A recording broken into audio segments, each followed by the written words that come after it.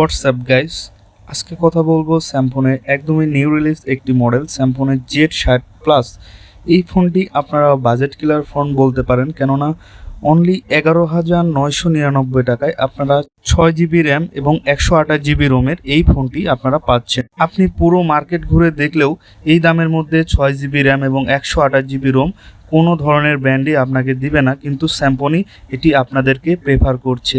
এবং এই ফোনটি দেখলে ক্রাশ খাবেন না এমন পাবলিক কিন্তু মার্কেটে খুব কমই আছে। সো আপনারা দেখে নিতে পারেন ফোনটির যে লুকিং অ্যান্ড ডিজাইন, একদম গ্লসি বডির একটি ফোন, এবং আপনারা দেখতেই পাচ্ছেন উপরে যে লাইট সেটিও এই ফোনের উপরে পড়ছে। এবং ফোনটিতে সাইড মাউন্টেড ফিঙ্গারপ্রিন্ট ইউজ করা হয়েছে এবং এর মেইন ক্যামেরা 50 মেগাপিক্সেলের মেইন ক্যামেরা, পাশাপাশি টাইপ সি কেবল এবং 18 ওয়াট ফাস্ট চার্জিং এই ফোনটিতে ইউজ করা হয়েছে। এবং এই ফোনটি আপনারা দেখতে পাচ্ছেন পাঞ্চুয়াল ডিসপ্লের একটি ফোন, যা এই বাজেট স্যামসংই আপনাকে প্রেফার করছে। এছাড়া ফোনটিতে 2 মেগাপিক্সেলের ডেপথ সেন্সর এবং একটি এলইডি ফ্ল্যাশ এই ফোনটিতে ইউজ করা হয়েছে। এবং ফোনটির যদি হ্যান্ডফিলের কথা বলি, একদমই প্রিমিয়াম হ্যান্ডফিলই দিচ্ছিল ফোনটি সম্পর্কে জেনে আরও অবাক হই। এই ফোনটিতে আপনারা পাচ্ছেন 90 হার্জ রিফ্রেশ রেট, যার কারণে ফোনটি অনেক স্মুথলি আপনারা এই ফোনটিতে কাজ করতে পারবেন। এছাড়া 6.6 ইঞ্চির আইপিএস এলসিডি ডিসপ্লে এই ফোনটিতে ইউজ করা হয়েছে, যেটি এইচডি প্লাস রেজুলেশনে। এই ফোনটিতে শুধুমাত্র আমাকে প্রসেসরই হতাশ করেছে। ফোনটিতে ইউনিসকেট T616 12 ন্যানোমিটারের অক্টাকোর প্রসেসর, যেটির ক্লক স্পিড 1.6 গিগাহার্টজ ফোনটিতে ইউজ করা হয়েছে। প্রসেসরের দিক থেকে একটু কম মনে হলেও এর বাজেট চিন্তা যদি করি তাহলে মোটামুটি ফোনটির ক্যামেরা সেকশন নিয়ে যদি কথা বলি, ফোনটিতে 50 মেগাপিক্সেলের ক্যামেরা ইউজ করা হয়েছে, যা যথেষ্ট পরিমাণ ভালো ছিল।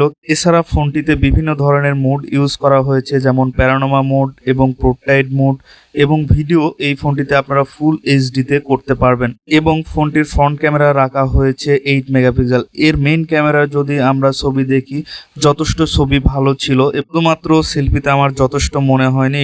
এছাড়া ব্যাক ক্যামেরা ঠিকঠাক।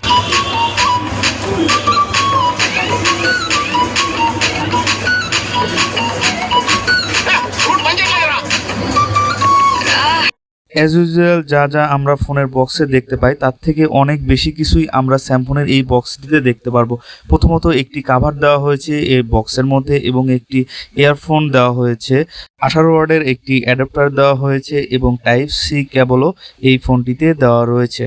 পরিশেষে স্যামসংয়ের Z60 প্লাস সম্পর্কে একটি কথাই বলবো, যারা 12,000 টাকার মধ্যে ফোন কিনতে চাচ্ছেন তারা অন্তত ব্র্যান্ড না দেখে স্যামসংয়ের Z60 প্লাস ফোনটি নিতে পারেন। ফোনটিতে যে কনফিগারেশন দেওয়া রয়েছে সেই কনফিগারেশন এই দামের মধ্যে পাওয়া খুবই কঠিন।